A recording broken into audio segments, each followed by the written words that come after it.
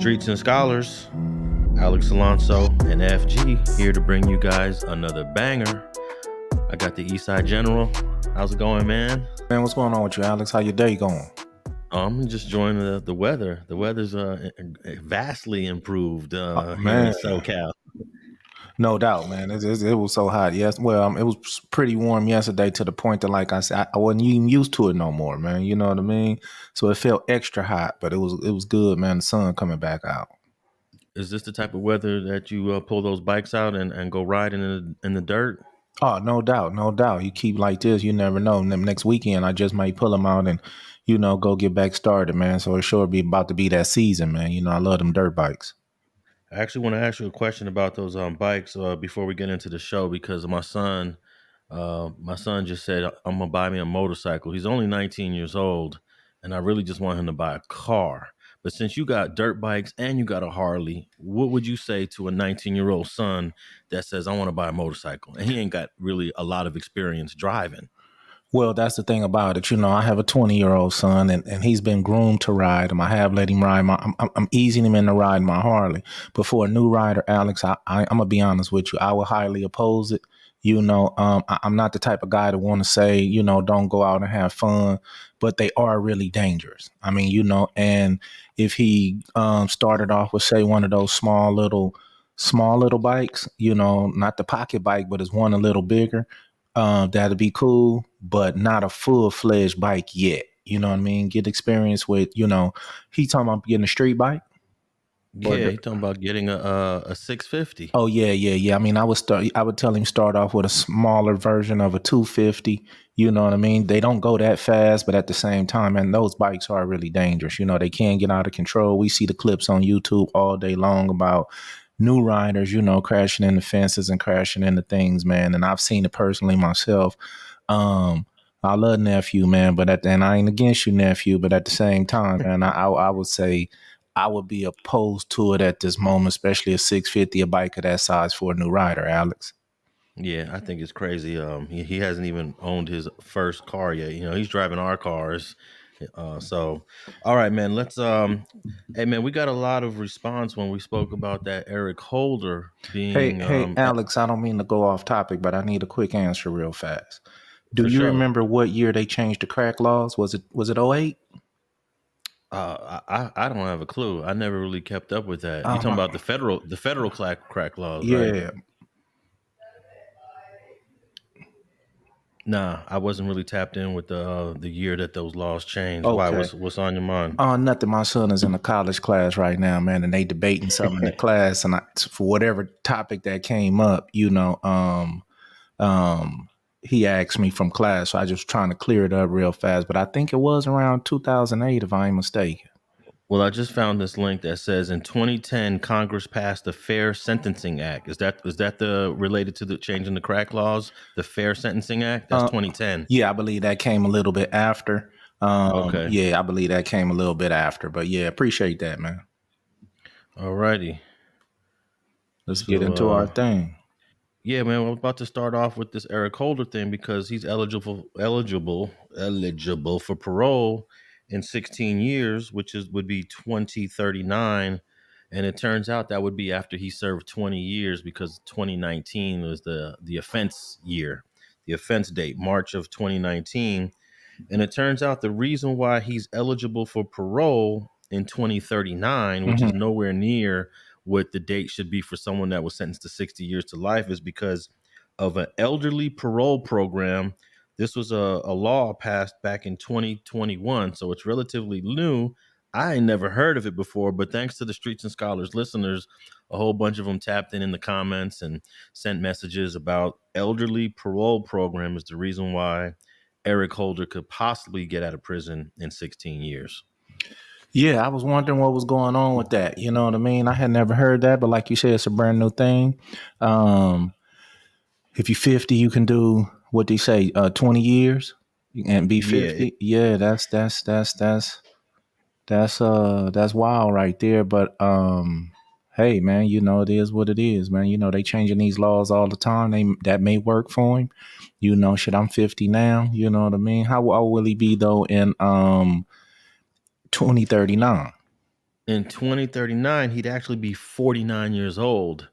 And when I was reading this, it says you have to have both of them. You have to be 20 years into your sentence and have reached the age of 50. Hmm. So maybe because he'll be 49, maybe they're saying, he'll be eligible. Or But maybe the dates fall that when it do fall, his birthday had beaten past or something like that, and he could be beaten turning 50 or have turned 50 or something of that nature. yeah, but most people who, if they remember when he got arrested, it was a big deal that he was 29 years old. There was a 29-year-old Eric Holder charged with killing Nipsey. So he'll be 49 for sure, but he's most likely eligible for this elderly parole program that passed in 2021. And, the more and more that people hear about this, I think a lot of people, especially victims' families, is going to be pissed. Well, the thing about it is this: I'm gonna tell them straight up, don't be. You know, cause just because you're eligible for a parole board hearing, don't mean you're going to get granted a release. You know, I know dudes that been to the board 3 or 4, 5, 6 times, man, and still get denied. I believe his situation would be the same based on the original sentence that he had. They do take that into consideration. Can't get 60 and just do 20.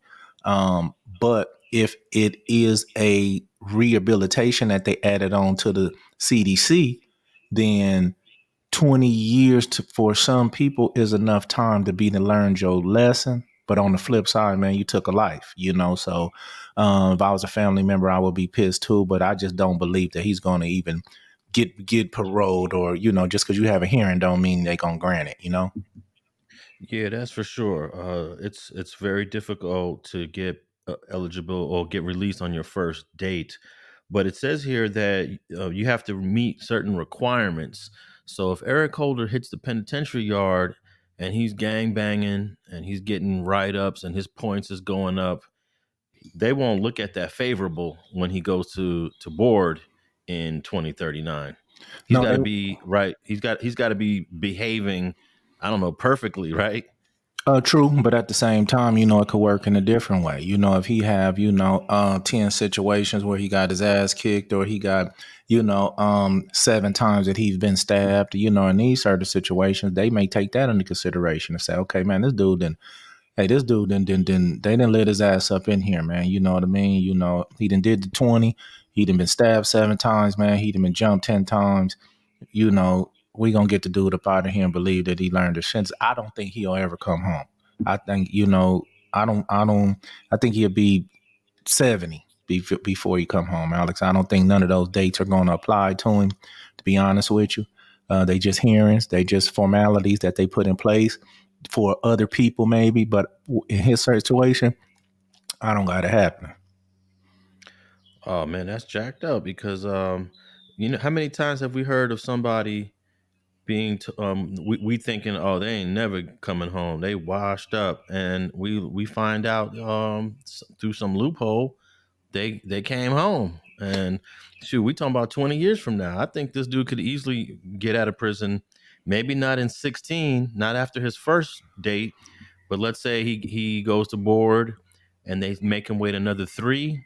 That will be 20, that will be 19 years from now. I see him getting out, actually. I really do. Yeah, I don't. Basically, he was 29 years old, man. He was old enough to know exactly what he was doing. He wasn't a 20-year-old whose brain hadn't fully developed, and you're not gonna be able to use none of those situations. You was a full grown man, bro, when you did this. You on video doing it. I don't see it. Well, this is the fact sheet from the CDC that talks about this elderly parole thing, and it was passed by the California state legislature in January of 2021. Well, it became law in January of Hmm. 2021. It's called AB 3234 for anybody who wants to tap in and do some research on that. Man, this is all new information to me, man, and I just learned about it by tapping in with the people that have been tapping in with us. Well, no, that's cool, but I'm finna tap in with some of the homies and see if they even know about this. You know what I mean? There's a few homies been down the dub and they over 50. They may not even have heard of this program yet. They may have. Um, but I'm gonna make sure that they know about it. Like you say, I hadn't heard nothing at all about it. So, I do believe that after 20 years, man, and you get a certain age, at least your mindset do change. Your feelings do change, in a whole lot of situations. It's just in this particular situation, man, this was I mean, like I said, we seen the whole thing on video. We seen, how he did it. This is not a alleged, this is not a well maybe, this, so at the end of the day, man, on this particular one, I just don't know. I don't see it happen. Well, I think that the mental health is going to become a big part of consideration because it wasn't even considered during trial. It was only considered during sentencing. And I also think that that might be some grounds of appeal where some appellate attorneys can say, look, this guy was sentenced. They washed him up 60 years to life and never considered any of the mental illness during the trial. Now, think about this. If the jury was able to get his mental health history, Hmm. maybe they would have looked at a lesser offense than first degree premeditated. Maybe they would have went with second degree or possibly the manslaughter that they were trying to get. But the jury never heard about any of the mental health issues. So I think that part has to be considered as well. If the CDC really wants to put that R on it, Hmm. CDCR, So yeah, I see bro getting out soon. I mean, Well, not soon, but at right. some point. Well, I agree with you on the mental health issue part, what I mean, or appeal it part. I agree with you on that. He can find a loophole where he can bounce out with the motion that changes something. I'm just saying, without the motion that changes something, without the ideology of his mental health being took into consideration, just on the strength of he got this 60 right now, and in 20 years, and he 50. I'm saying on those circumstances, I think he can beat it or get some love on an appeal or a new trial or something like that before he get out on after doing 20 and being 50. So I'm halfway right. I mean, I'm halfway with you, but without those other circumstances, just what he have now, I don't think he'll come home just off the 20 and the 50 at this point. And also the when I was reading over the elderly parole program, they will let the family know. They will let Nipsey Hussle's family know that this is what's going on. He's got a parole date, a eligibility date, and they will invite the family to come to the parole hearing so that they could express their concerns. But because they didn't even participate in the trial, I doubt that Nipsey Hussle's family would even participate in any of these parole hearings. So that's better for Eric Holder because he doesn't have to deal with family saying we don't want you to release him, right? That hurts your chances of getting out when family shows up to your parole dates and says no, don't let him out. We feel like he needs to do more time. I don't think anyone on Nipsey Hussle's family side would even do that because they never showed up. No doubt, but that was at the moment of the trial. Who's to say in 20 years, I believe he had a child. I don't know if it was a son or a daughter. Who's to say that his kid wouldn't show up there alone by Oh, themselves saying, no, this is my dad. I'd never get to know my dad based on what this dude did. So the family could not show up, but that child may feel different. And the, oh yeah. by being the child saying, I want to go, mom may follow him, brother may follow him. So it could be a different situation come 20 years. That's true. I didn't think about the child. He has a daughter from a previous relationship before Lauren London, and I think him and Lauren just had a kid as well. Right, no doubt. So, so he's got two kids that are going to be, around in their early 20s when he's eligible. So if they show up, yeah, he probably won't get out at that time. But yeah, this is an interesting program. And what you said about letting other people know that don't know, it's crazy because there's so many new laws that dudes in prison don't be knowing. They're on the books and they could benefit from it, but they don't. It's not like they go to the prison and say, "Hey, by the way, fellas, there's this new law that can help you guys." Right, right. You No, just no doubt. what you got to do, go to the library or just do your own research from prison. Actually, man, you got to have that outside help as well, family members. You know what I mean? Like you say, you do got the dudes up in the law library, and once this type of information get out, you know what I mean? Um, it really circulates. When I was at Victorville, my wife was a super proponent in getting us the information that we need. I mean, the homies used to call her a superstar, based on she would make sure that we get the information we need to help somebody fight a case. So it's family, it's on the inside, but sometimes on the inside we don't get that information as quick. Now, I wonder if a new law like this that just came out in 2021 would benefit people that have been convicted in the past. Is it retroactive? Do all the new laws actually work like that, where old inmates could benefit from it, or you have to really read the specifics of each law? Well, at the end of the day, Alex, it's crazy to say that they rely on numbers. They do the numbers before they do a whole lot of other things, and they determine how many people will be released.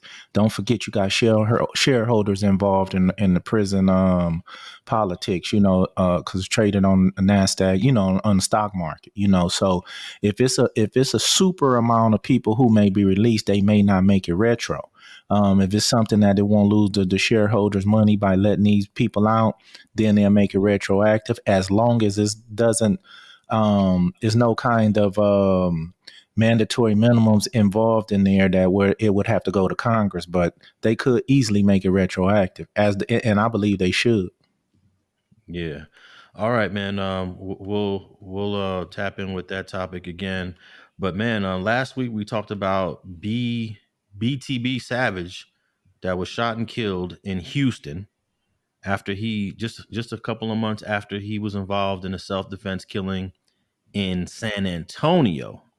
And we kind of speculated a little bit about it's probably most likely related to that, but we had no idea. And it's crazy. They just arrested a dude, Montrell Burley, 40 years old. And maybe I should just play this clip real quick before we talk about it. But these police, they ain't waste no time, huh? they just, Nah, they just they gaffled him up fast, but he must have been still in the area, man, because they just was saying they was the mom was saying, or the mom was saying she hopes he turned himself in, but looked like he didn't have to. They done already nabbed him. Yeah. And it was crazy when I was reading about him. He had got pulled over by the police on something unrelated. So dude is a little bit I guess he's kind of active in whatever he was doing. Let me see here. Let me pull this up real quick. Let's see here. All right. This is from KPRC out in Texas. And let's see, is this it right here? Oh, you know what I can do? My bad. I could just go straight to the video and share. Okay.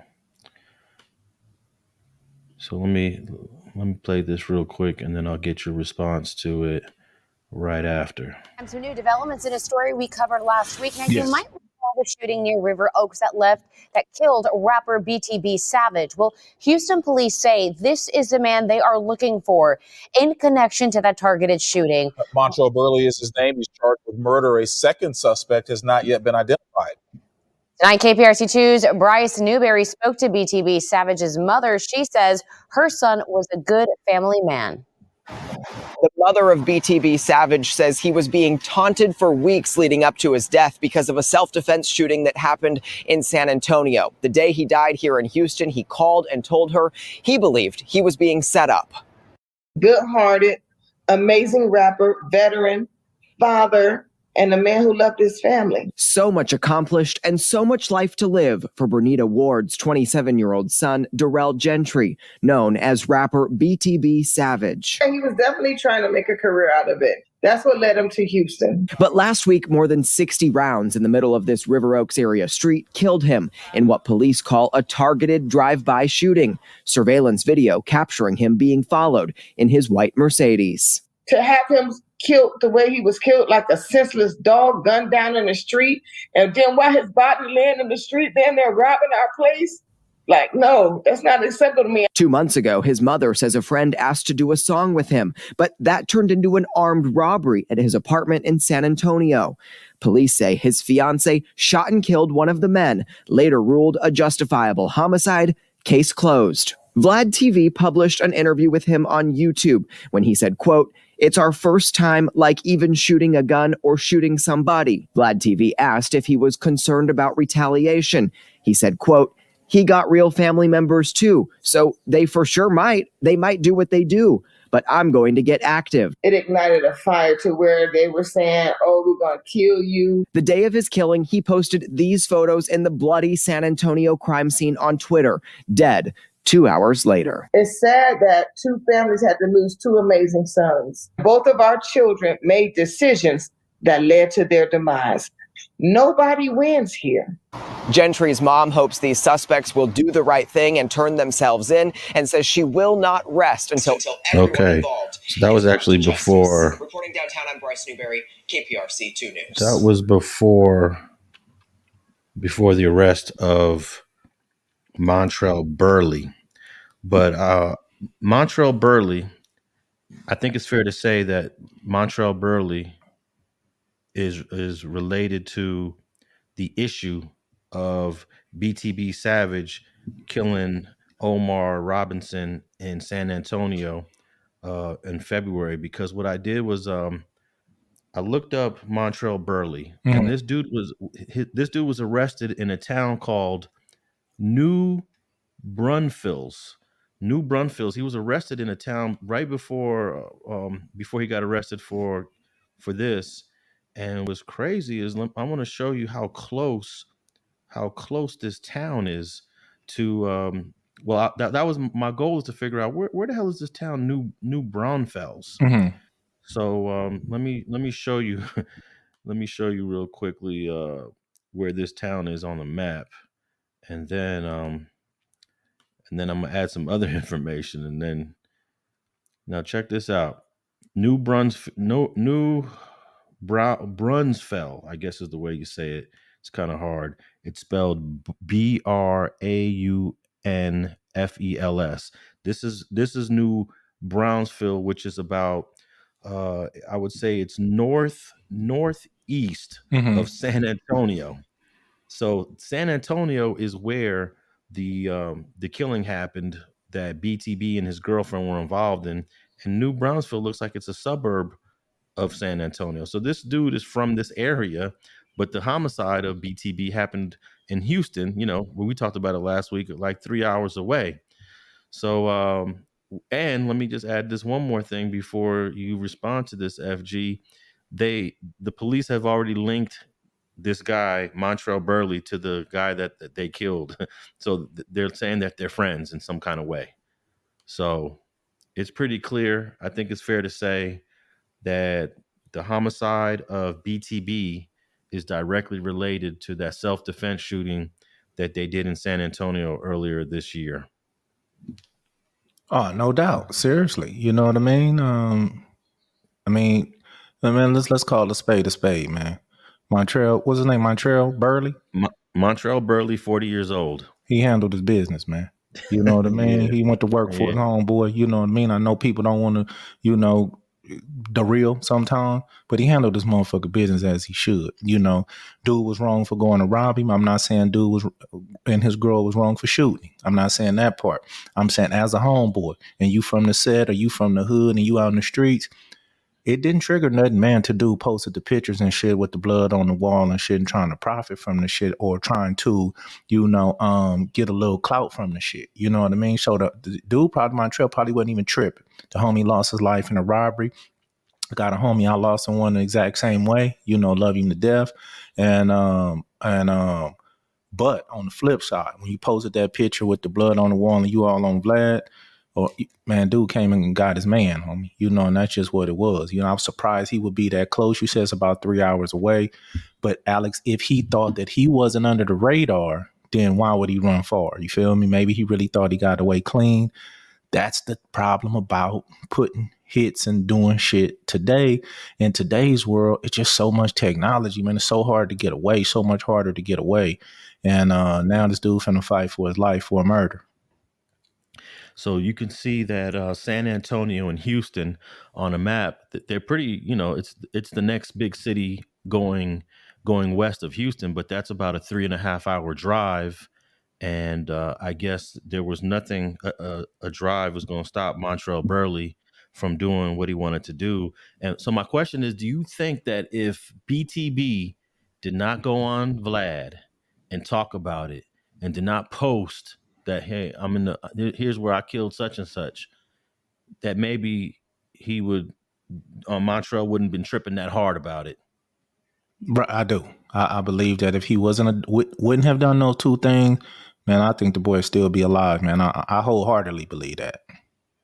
Yeah, it just goes to show you like how risky it is talking about this stuff in interviews. We talked about it last week without having any confirmation. And I think that the recent arrest of Montrell Burley, his link to the victim in that self-defense shooting, Omar Richardson, and the fact that this dude is from the San Antonio area is confirmation that his killing in Houston, BTB's killing in Houston, is directly related to that incident.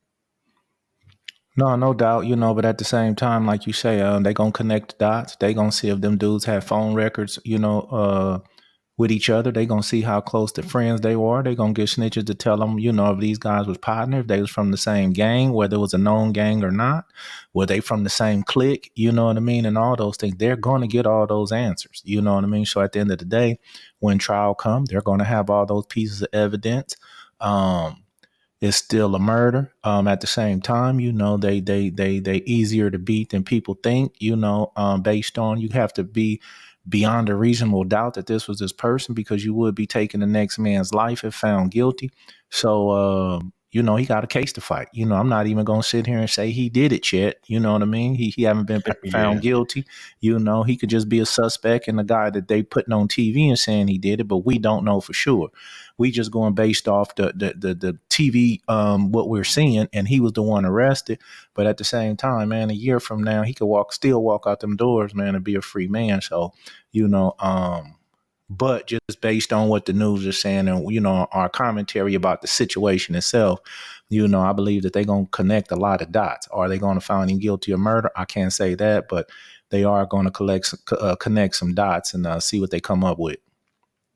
Well, they got that. Remember in that clip I just played, they got video of a car following BTB, and apparently, I'm assuming they're going to link that car to Montrell, because I don't think they'll be, blasting them all over the internet right here. There's an article right here that shows that he's being held on $1 million bond in that case, and we'll see if he could bail out. Hopefully, he got a little money and got some folks that can get that 10%. And get him out so he can fight his case. But I also feel like if the dude went in there to rob the rapper, if Gentry is the rapper, BTB, if Omar Richardson was in there going to rob a rapper and he got killed in the process of that, that's almost like his bad. Like it should have just been, it should be the end of it, according to Montrell. But I guess seeing him on the internet, BTB, seeing him talk about it, seeing him try to benefit from it, because it definitely kind of bolsters his reputation as a rapper. No, I no just got doubt. to, right? And I guess that got him feeling a certain kind of way. I mean, I believe that's 100% got him feeling a certain kind of way. I'm gonna just be honest with you, and the reason people do things like this is because it's not enough Montrells out there, answering the call for when people doing faulty shit. You know what I mean? Not sitting here and then I'm saying that that's the answer for it. I'm saying that these are the streets, and in the streets, especially where I come from, Alex, this the shit that got put down when you did some faulty shit or some sucker shit. Okay, you got away with killing the homie because he was faulty, he was wrong, but you got away with killing the homie. Don't try to rub it in. To rub it in, cause disrespect, in the hearts and of others. And, and some people will do shit, Yeah, definitely. And I think the final point on this that I want to emphasize is the going to the internet and talking about stuff like this. This is for all the rappers out there, for all the dudes who caught cases and maybe beat them, for all those dudes that got murders dropped down to self defenses. There's no need to go telling that story online, especially when their family is still listening, their friends and homies is listening. Just tell the person that's interviewing you, like, hey, the police cleared me on that, and I really got nothing else to say about that. Right? How would you handle? What would be your response to that if a guy's like, "Hey, tell us what happened over there when the such and such tried to rob you"? What's a good street way to respond to something like that without putting too much information out there? Well, I mean, you just don't. You know what I mean? At the end of the day, man, anything that you feel that's going to compromise anything like an open case or anything, you really just don't. I get accused all the time for swimming around answers. You know what I mean? And that's just what it would. That's just what it is. I can't sit here and give you everything. I mean, like you said, still open cases out there. Still motherfucking statute of limitations that haven't passed. There's still a whole lot of things out there in place that will book your ass for running your mouth on this internet the wrong way. Being a dude, really from the streets. You know what I mean?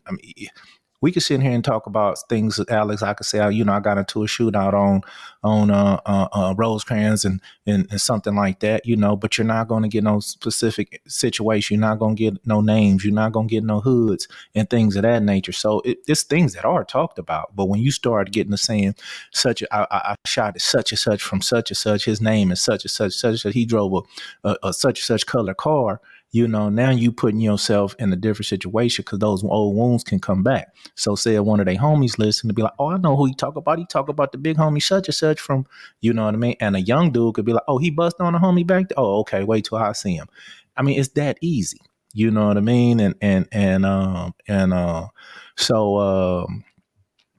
got to watch what you say, bro.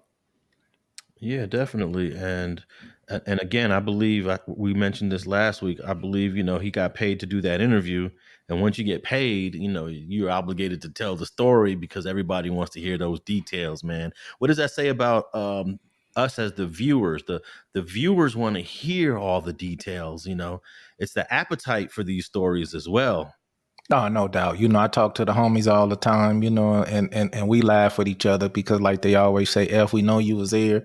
We know you got the stories, bro. We know what you done seen and, and things of that nature, and we laugh about it, just based on, the confidentiality that we got to keep, but at the same time, man, it's we all go to YouTube, we know, Alex, when I post a video talking about some, talking to the youth or things of that nature, they don't do good views, but let me come on talk about a shooting I had, in the street, it's going to get 10,000 views, so, and we all guilty of it, so it's an appetite. That's what people, I believe, come to social media for. They already got shit going on in their life, man. You know what I mean? They don't want to be preached to sometimes, and they want to hear the raunchy shit. They want to hear the gangster shit. They want to hear, the forbidden shit, man. The same people who tuning in to watch the grimy shit is the same people gonna leave a comment though, talk about y'all ought to be ashamed of yourself for talking about this shit,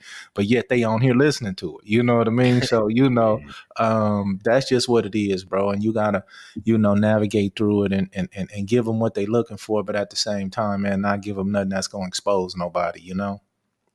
Yeah, man. I think BTB made the grave mistake of going into details about what happened during that robbery, man. And I guess he thought that since the police cleared him, it's all good. We could talk about it. But you got to also remember that dude, Omar Richardson, he's got family. He's got parents. He might even have kids. I don't even know if he had kids. He definitely had a homie. Definitely had a homie, no doubt. A solid one. Yeah, you know what I mean? Yeah. He had a rider on his team, and it's unfortunate, man. But yeah, All right, man. I wanted to man, there's a lot of fentanyl stuff in the news, man, and I wanted to talk a little bit about this a couple of arrests. But the first one is young brother from where is he from? Florida. Hillsborough, Florida. Young brother got caught, and I'm just surprised at how many people are still willing to dabble in this fentanyl. And I guess it's just big money in it. I guess it's just everybody is trying to get a piece of the pie here, and I guess they don't want to miss out. right. This is a guy that got caught with a gang of fentanyl, but what's this guy's name? This is channel. Well, let me see. Do I have a clip? No, I don't have a clip for this one. But this is a guy that was dabbling in some fentanyl in Hillsborough County, Florida, 25 years old. And what's crazy, the name of the the name of the organization from the police that caught him is called Opioid Overdose Investigations. Damn. Out of the Hillsborough County of Florida. Brother was 25-year-old Juwan Wright. But what he thought he was able to do was stash his fentanyl in Pringles containers. And let me pull up those Pringles containers here. And here's a picture of him with look at all these charges that this guy got. I was looking at my phone right now for them charges, man. They hit his ass with armed trafficking and fentanyl. Trafficking and fentanyl shit ×2 pretty much. A felon in possession of a firearm, felon in possession of ammunition, possession of a controlled substance, several other drug-related charges. Look how they stack the charges up with him. And what I want to say, Alex, is you said something earlier. You said he was dabbling. He was, bro. He only had 40 grams of fentanyl. You know what I mean? Yeah, he had a pistol and he had 7,000. That's regular street shit. That's not no kingpin type shit. That's not no. And they gonna stack all these charges up against him, you know, and try to get him 100 years, man. You know, and that's the problem I have. You know what I mean, bro? Yeah, 40 grams. You know what I mean? Get a dude a few years and let him rot. You know, y'all gonna try to rock his world, stack up the charges, sentence him consecutive sentence, and wash him up. And that's the shit I be talking about. And they were following a non-fatal overdose. You know what I mean? You know, and shit just crazy how they do us, man. Yeah, most of those charges is out of like one. It's really one offense because look, they charge him with the firearm and they charge him with the ammunition. And I guess in the state of Florida, you can get charged for ammunition. I'm not sure if I don't think I've ever seen anybody here in Cali get charged with ammunition. Yeah, In I believe they addition to the can now. gun. Yeah, I believe they That's can. Yeah, catch you with bullets and charge you, give you some charge. I believe that's a charge that they trying to push now. Yeah, and also they got him possession of the fentanyl, trafficking the fentanyl, and then the possession of a controlled substance, which is the fentanyl. They gave him three drug charges on Out of one one. incident. Yeah. Yeah. So this is basically a life sentence in the feds, right? It could be the way they could stack them, man. They can make turn it into a life sentence. Yeah, man. But what I thought was interesting is how he was trying to hide it, and obviously the police over there in Florida were hip to it. And I remember when these things used to be really popular here in LA. There used to be a place in Inglewood that sold rims called the House of Chrome. But the House of Chrome, they also sold like containers of your favorite household cleaning and food, but they all had false bottoms. And that's what he got caught with, a false bottom on a Pringles container, thinking that he was going to stash or be able to hide it from the police. But in the 80s, I think they were effective because nobody knew about them. They were effective, you know what I mean? And don't forget, sometimes some things can come around and be effective again because it's been so long. They probably could have passed that up by not thinking about it. You know, they may have had the dogs or something sniff that out. They probably just didn't even find it on their own. And not to mention, he could have not been even hiding it from the police. He could have been hiding it from his kids and his wife. He did have some small children in the house. So he could have just been making sure that they didn't get a hold to it. You know what I mean? That would be a bad idea, being in that it's a Pringles can. And, you know, kids want to eat up every treat in the house, you know, but at the same time, I'm not going to sit here and say he was really trying to stash from the police, but I really don't think they just found. They probably had a dog sniff it out, things of that nature. You know, the cops, you know, it was so long ago. They probably, best believe you could hide that stash on me right now, and it's so old that I wouldn't even think that's still effective. And for me, you know, it would be. Well, you know, as a law enforcement officer, they train to be, you know, extra keen on these little secret stashes and you know, these secret compartments. Hey, when I bought my Escalade, I bought my Escalade off of a dude that had a secret stash spot in the console. It was a door that opened up on the bottom of the console that you would never even see it, and you had to hit 3 different buttons on the dashboard. You had to hit three different things, and the door would open up, and you can stash stuff in there. But somebody actually told me a stash spot in your car is actually illegal in the state of California. Have you ever heard Yeah, anything about that? Yeah, I've had one before, you know, and I didn't care if they was illegal or not, you know what I mean? It saved me before, you know what I mean? One time I had 13 sheriffs search my car. They took turns searching it, you know what I mean? And so it was well worth it back then. You know, what happens is they start coming with a device that they could put on your battery, and it shocks the electrical system, and anything electrical in there will pop open. So that's how dudes started getting cracked with the electrical stash, and they went back from the electrical stash to the manual stash, you know, the manual pull cable or things of that nature. But I had the one when you had to do 2 or 3 separate things in order to pop it open. I was successful with it at that time back in those years. You know, I was doing illegal activity. So what difference do it make if the stash was illegal when everything, I was doing was illegal? So, yeah, I remember those stashes 100%. Well, when I bought my truck, I wasn't doing nothing illegal, and a couple dudes said, those stashes." I would show people, "Look at this crazy stash Yeah, thing," but yeah.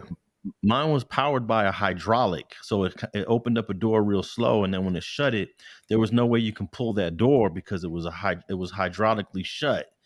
But yeah, eventually I just got rid of that. I took it all apart. I thought I was gonna end up going to prison, and I got pulled over with a stash spot in the truck. Yeah, I But remember some. Yeah. this is the Pringle stash that I got, that I'm showing on the screen right Mhm. now, and I remember those little things that you could just screw out the bottom. It looked like the bottom is connected to the container, but it's actually a screw. It screws right off, and you can put whatever you want in there. I know, but look how raggedy the edges and stuff is. That wasn't hard to sniff out if you picked that up and looked at the bottom of it, man. You know, it looked like it been used 1,000,000 times. He wasn't crisp with it, So us looking at that now, it's all wrinkled up, and yeah, man, you got to be crispy when you trying to do something. But I want to go back to the small amount that they found. This is damn near a personal little stash. It's damn near a little on the corner, stash, bro. You know what I mean? This ain't no bus. You know what I mean? This ain't no, y'all making it seem like y'all done crack, Noriega or something, man. But come on, man, y'all cracking low level dealers, and that don't mean they not getting money. When I say the term low level, I don't mean a person not getting their money, Alex. I just mean that they try to stay under the radar of the bigger agencies like the feds, the DEA, or things of that nature, because a dude can sell 2 ounces a day and another dude can sell one bird a day, and they can make the same amount of money. So when I say lower level, I mean a lower level in detection of certain agencies, but they made it seem like they busted kingpin, man. But I think that they're really cracking down on fentanyl. That if you just get caught with a tiny amount of it, they're gonna make it into like the worst thing ever because of the amount of people overdosing and dying from fentanyl. So I feel like this fentanyl is actually ruining people. Like I know some young kids that were my son's age that died on an overdose of fentanyl. All kind of actors is dying. Oh, man, we gotta briefly mention that Coolio, the rapper, they just released his cause of death. Guess Right. what it was? Opioid, man.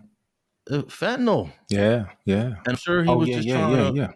He was probably just trying to hit a little bit of cocaine, Right. and boom, got the fentanyl. So to a certain degree, man, it's something that we need to get rid of. We got to get rid of fentanyl.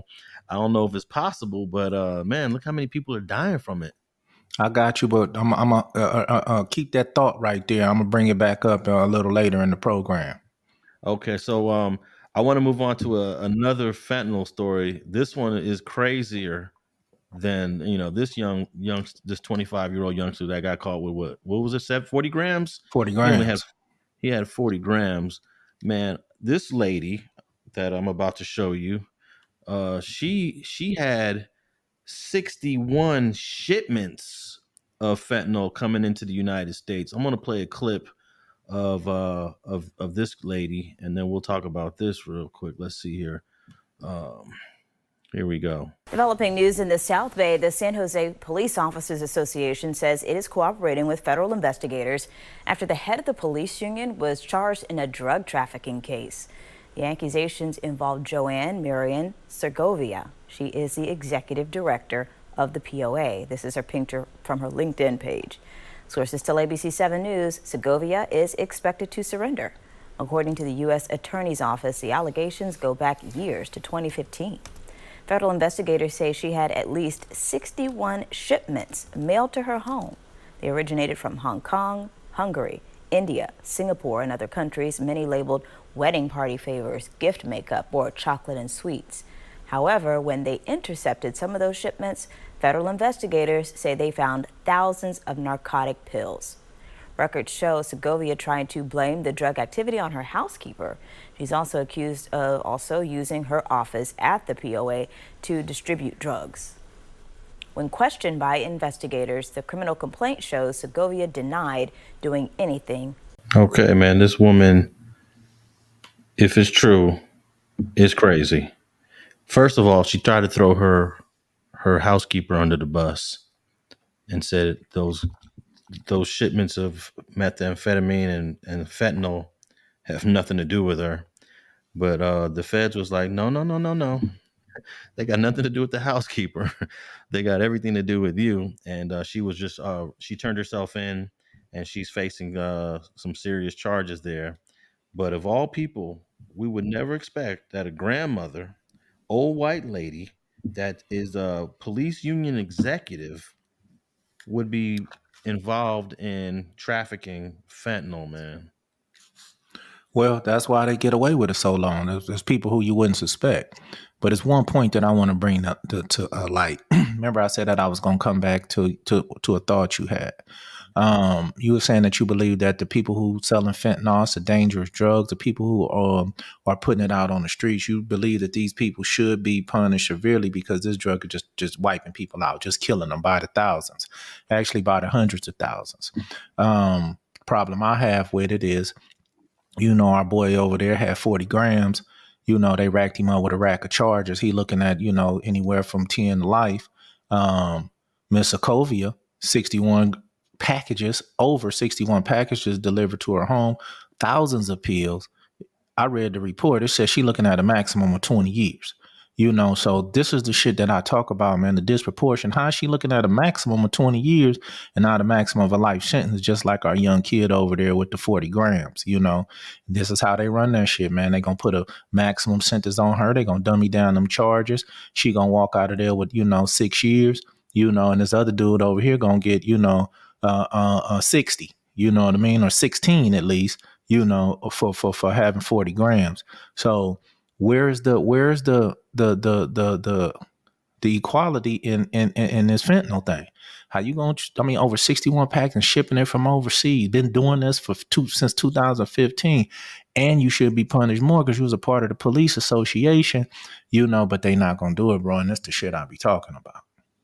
Yeah, definitely. I think any law enforcement related people, they're at a higher standard because they took an oath. No doubt. These people all took an oath to protect all the laws of the state that they're in. This was California. This was in San Jose. So I think she should be more severely punished. If she's looking at a max of 20, hopefully she'll get the 20. The young brother out of Hillsborough, he also has the gun charge too. I don't know if he's a felon with a gun. Nah, they would have put that on there. But that gun is probably going to add some time to his fentanyl. Even if the gun added 5, you know what I mean? But I'm saying just how they racked up those charges. Like I say, they'll convict him and run them consecutively. This lady was doing far more than our boy over there. So that's my whole thing about it. You was doing 100 times more than this guy. How could y'all be facing the same sentence? Pretty much. So then how you gonna put a cap on what you gonna give her? And not put one on him, So yeah, he did have the gun, but at the same time, the gun wasn't per se used in a commission of a crime. It was in possession of one, So we're gonna see how these play out. And what I want to do, Alex, is we keep in line with both of these cases, see how they turn out, then double back on another show in the future and compare them, and to see how different they are when it comes to sentencing and the people upholding the law with this fentanyl. Well, I hope the young brother gets him a good lawyer to say, look, it was just 40 grams. He might be able to get away with saying personal use. It's just my own personal stash. Mm-hmm. But if they got evidence of him selling it, might be difficult. But we're definitely going to keep up with both of these cases. I want to play one more clip of this lady because when she eventually turned herself in, and the media was trying to ask her some questions when she was turning herself into the police, and listen to what she had to say real quick. Let's see here. She so some of the questions were funny. I think that these police officers, they definitely deliberately want the media to be there so they can embarrass you a little bit. Oh, no doubt. I'm glad they did this lady like this too, because sometimes they be protecting their white counterparts, but nah, they're gonna throw her under the bus because she worked with the cops. Check this out. Do you want to say anything to the police union, to all the people that feel kind of like they've been betrayed? Ms. Segovia has no comment at this time. Now at 5, new video into our newsroom. The executive director of the San Jose Police Officers Union leaves her first court appearance facing federal drug charges. Joanne Segovia is accused of importing and distributing opioids across the country. Good evening. I'm Greg Lee. And I'm Christina Rendon. That's all I wanted to show. Because just seeing her coming out of court with all the media there questioning her. Oh, there wasn't one more question. One of the questions was, "Are you still blaming your housekeeper for all that fentanyl?" But of course, she didn't have any comment. Right, no doubt, man. And then, like I say, it's funny, man, that she was distributing this stuff across the country, and our boy was distributing it, 2 blocks over, and man, and they, like I say, they gonna treat it the same way. And what was crazy to me was after she was questioned by the FBI, she still went on to do her thing. Just how arrogant she was, just how dumb she was. I mean, she was questioned by the FBI of these charges or of the situation, and she was moving narcotics, and she continued to do it. I mean, now that's wild. Usually when you questioned, you shut down shop. You know what I mean? Or you even hear that they own you, you shut down shop. Nah, she didn't do that, Alex. She kept pushing. Yeah, she was a little cocky over there. Maybe the money was just too good for her to stop. Man, ain't no money that good. Well, you now look at the situation she is now. So hopefully she got it stacked up to the ceiling, had the best lawyers. But now you're in federal court. You dealing with guidelines. You dealing with, the FBI. You dealing with international shipments. So you dealing with a bigger issue. This lady right here is, my boy over there on the corner. He like I say, he wrong for selling it. This lady is importing it into the country. You know what I mean? She's going to get less time than he get for selling it on the corner when she's importing it in the country and then distributing it across the United States. And she's going to get less time than the local dealer on the corner. I don't feel that shit. Yeah, definitely. It would be a great follow-up to find out. I'm hoping that he can, the young brother, the 25-year-old brother, can get away with maybe just a 5-year sentence, maybe 5-6 years, less than 10. And I'm hoping that the lady, Segovia, I hope they max her out to the whole 20. But she's probably going to take a deal, right? The feds are going to offer her a deal. Okay, they offer him a deal of 7, and they offer her a deal of 7. Is that fair though? You feel me? Now we talk about 2 disproportionate situations.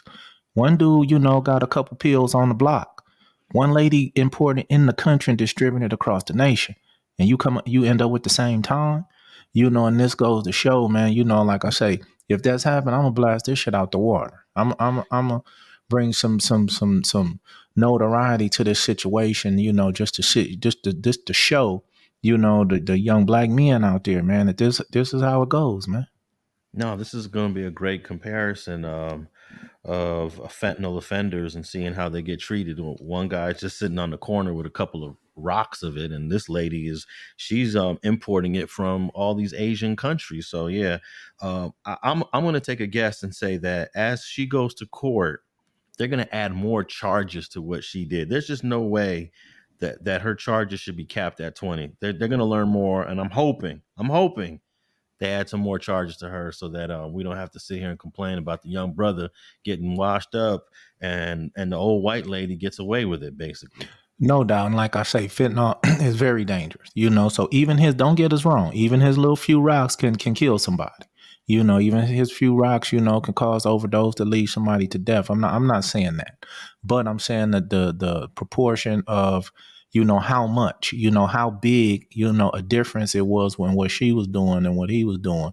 And like I said, I know Alex Alonso, we're going to stay in touch with this man and see if we can get in a comparison, later on when these 2 cases are finished.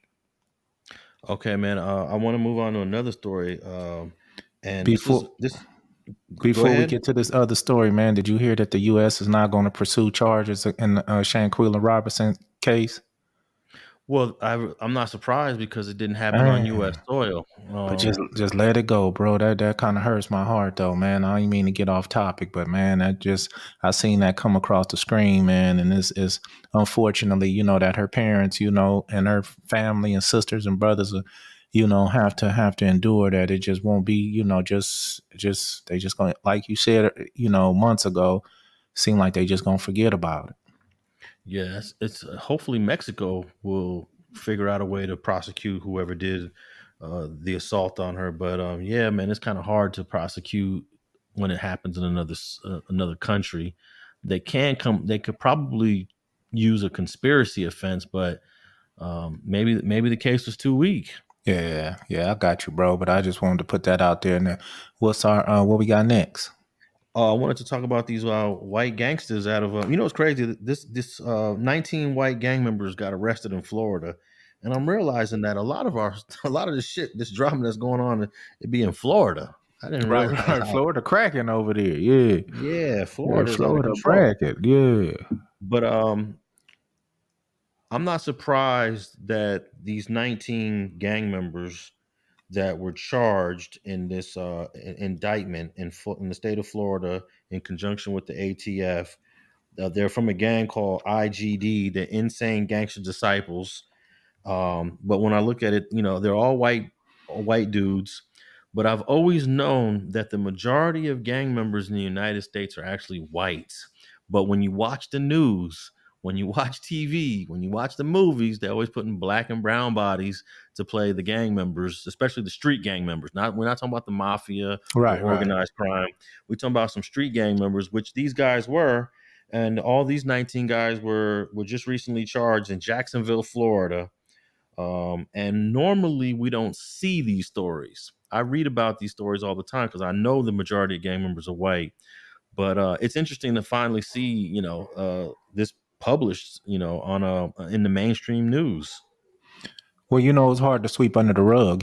From what I heard, they was over there kicking up a lot of dust over there, man. They had took over some city blocks over there in Jacksonville, man.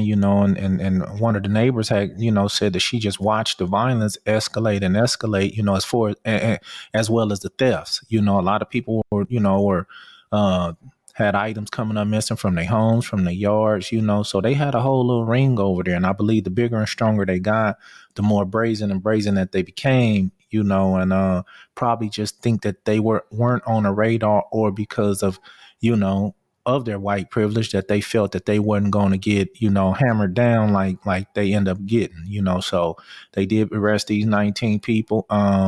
It ranges from theft to murder, so they definitely gonna have to, pay the piper.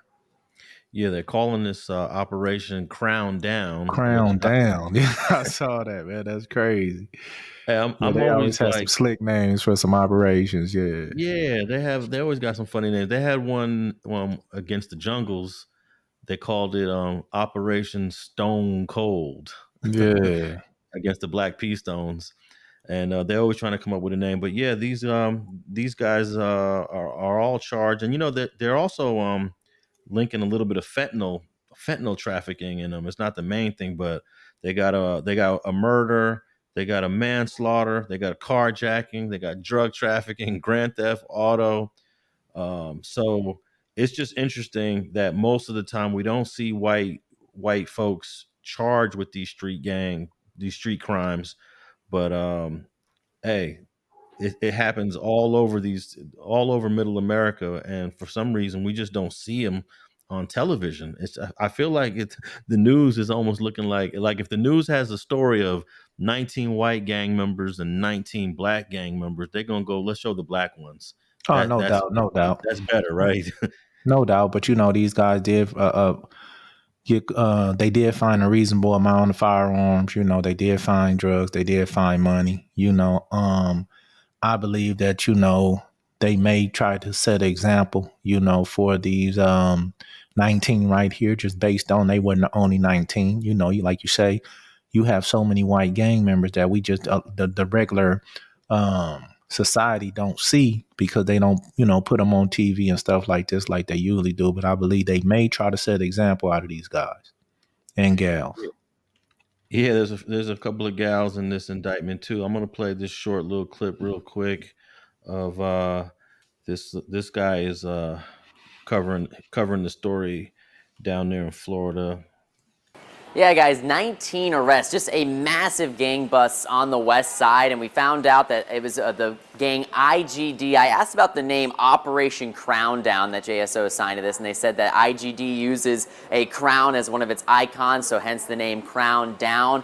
And this all started about 6 months ago. As you mentioned, they've been working at this after the murder of Devontae Jackson. They arrested Chase Robinson in connection with that murder. Then when they were talking with him, they found out that he was a member of this gang, so expanded the operation outward and arrested those other 18 members, and they all face different charges of distribution of drugs, methamphetamine, fentanyl, heroin, cocaine, you name it, marijuana, and then also you mentioned the 18 guns as well that they pulled off the street, so a lot of those other members are facing charges about that. And I've been to a lot of pressers here at JSO, and I've never seen a room so packed. I mean, it was standing room only, a lot of officers in there, and that just shows how big of an operation this was, and the sheriff wanted to make sure that all those officers got credit for the work they've been doing the past half of a year.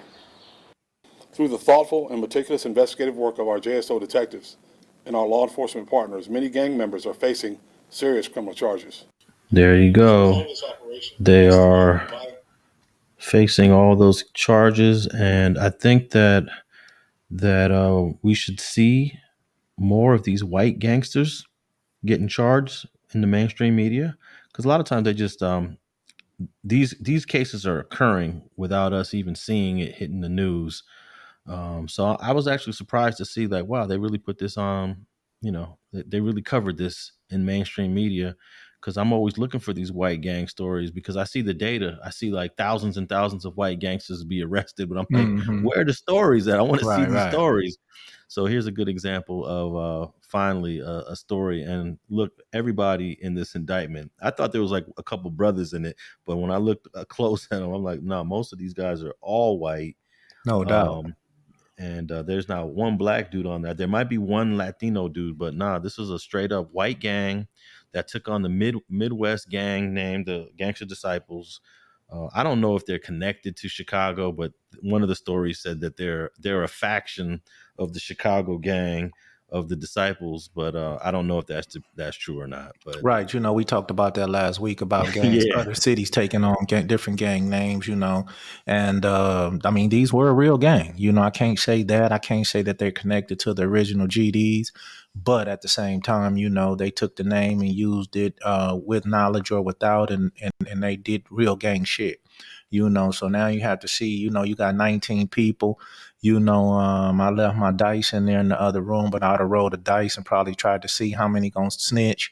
You know what I mean? How many gonna hold it down? They do have different various charges, but usually the dudes with the lesser charges gonna tell on the dudes at the top. But they may hold it down. We gonna see. They may all stay solid and take their charge on the chin. But when you hit 19 people from one gang, man, that gang took a pretty good hit. It could have dismantled them. And I don't know how large the gang is, but yeah, they got their ass on that one. Yeah, we'll see. It'd be funny if they all stood solid. That'd be embarrassing. The white gang stayed more solid. Right. That's why I say it's possible. Shit, you know what I mean? And talking about snitching, let's let's tap in. Let's tap in with this last thing. We kind of already knew what was going to happen. You can look at this picture and tell who told. Yeah, you can. What's crazy? You can see who's the soft one of the four. Yeah, because other dudes look at you straight in the eye, and Robert Allen, like, man, I only want to look y'all in the eye and shit. And I got to explain what we're looking at, because the four guys, well, three guys that went on trial for killing rapper XXXTentacion were all found guilty and sentenced to death. The judge wasn't playing with these three dudes. Not at all. And even though Robert Allen, he ended up telling he participated in this homicide. And he even posted the money, and he was taking pictures, and he was laughing and smiling in some of those pictures too. And it was crazy, is because he wanted to become the cooperating witness.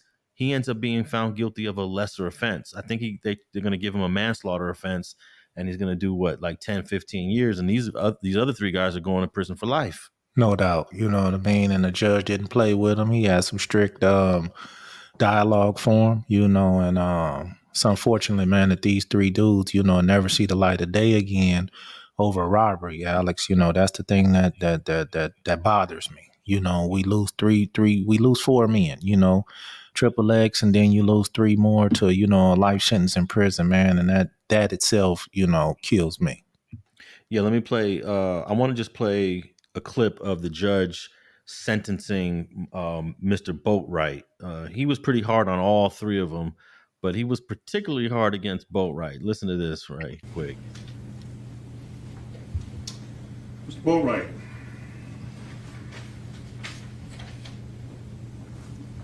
you turned a robbery into a murder.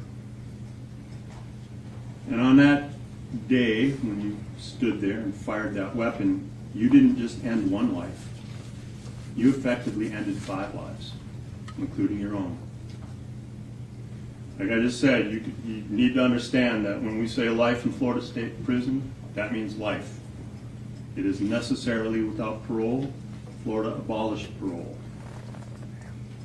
You know, as the song says, you can check out anytime you like, but you can never leave. You will spend the rest of your life in prison. From here, you will go and be placed in a cell that has a stainless steel slab that's attached to the wall. That's your bed. And next to it is a stainless steel sink and a stainless steel toilet. That's the furniture that you have in that cell.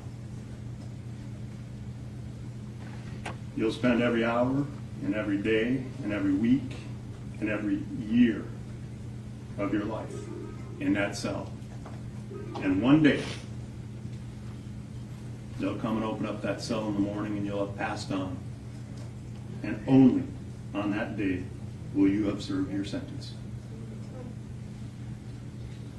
A jury of your peers having found you guilty of murder in the first degree with a firearm and having discharged that firearm and having that firearm discharge result in the death of Chasse Onfroy, this court will sentence you to life in Florida State Prison with credit for 1,732 days already served.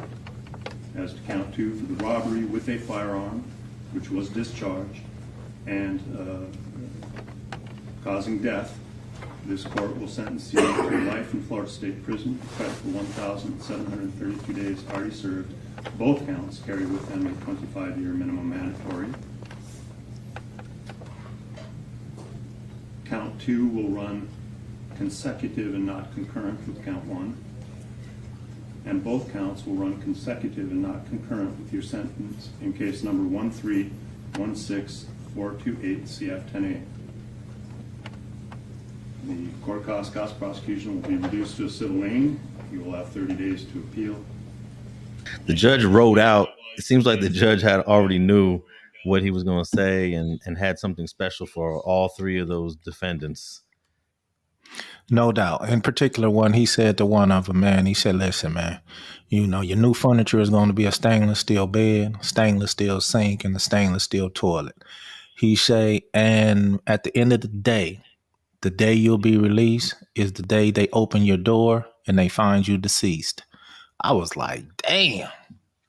And because Florida don't have a parole system, you know what I mean? So I was like, damn, he say the day you release, man, is the day they open your cell door and find you deceased. I was like, oh shit, he ain't playing with him.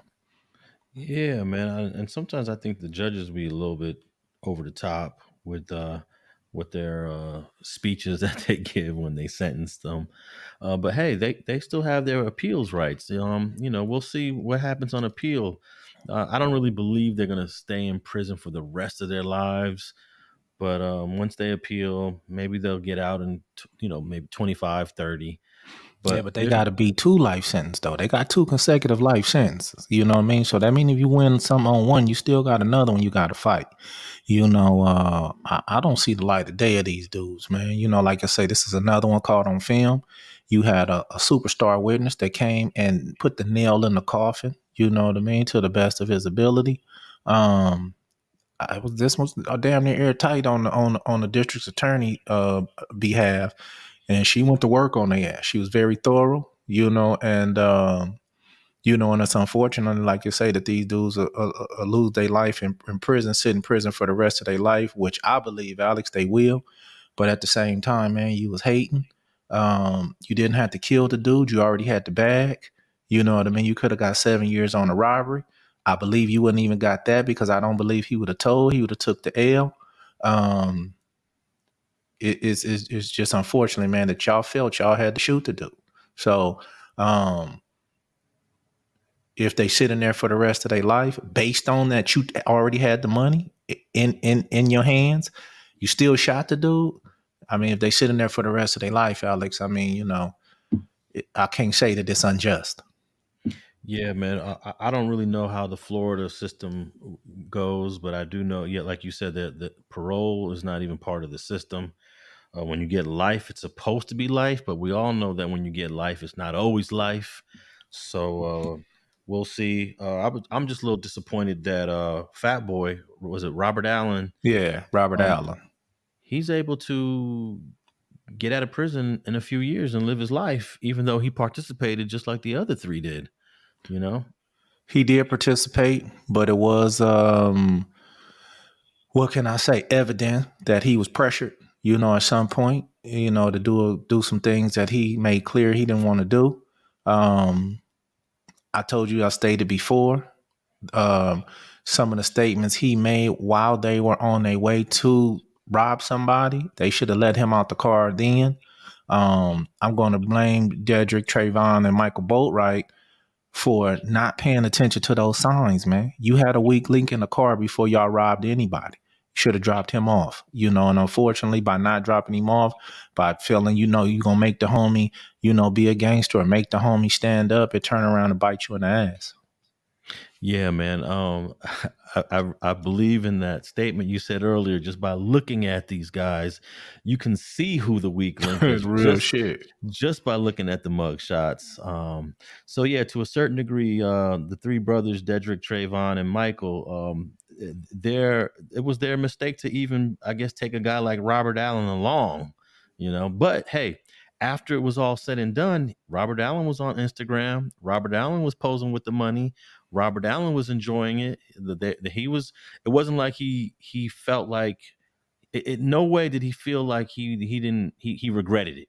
He was but sometimes that's that peer pressure, man. To me, he seemed uneasy the whole time, and of course, once the shooting started and you there, yeah, he couldn't freeze up then, but I guarantee he probably was shitting bricks like, oh, what didn't happen now, So at the end of the day, man, that peer pressure, man, it's not cool to pressure a motherfucker. It's not cool to try to make a motherfucker be a gangster. You know what I mean? And at the same time, like I say, it was no reason for them to shoot the dude. And apparently, unfortunately, these dudes lost their lives for making that decision right there. You made one decision by taking Robert Allen with you when he made claims that it was some certain things he wasn't with. And then also, when you shot the dude, man, that had to be out of hatred because it was not. I mean, you got the money. That cost you. Yeah, man. So we lost another rapper. Rest in peace to XXXTentacion. And before we wrap it up, is there anything else you wanted to tap in with? No doubt, man. I think we did pretty good, man, on a few topics, man.